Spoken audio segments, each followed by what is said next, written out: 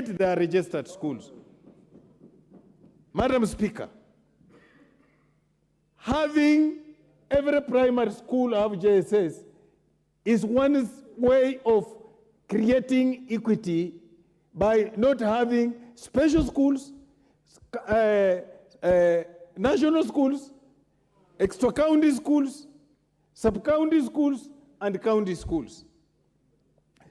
Madam Speaker, one of the major issues in this country about planning of education is the people at Treasury developing a model of funding without talking to the stakeholders, without talking to educationists.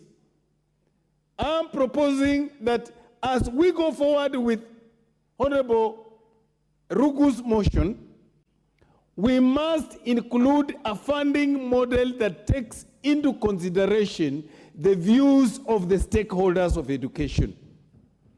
Why am I saying this? Madam Speaker, you are aware that no primary school has a laboratory. You are aware that in this country we have made a decision that we are going to have a resource center at that level. Madam Speaker, the only tested model in providing infrastructure for school that works is the one that has been done by NGCDF. The Ministry of Education, through this policy, must have a working model with NGCDF so that it gives NGCDF a conditional grant to develop resource centers. Madam Speaker,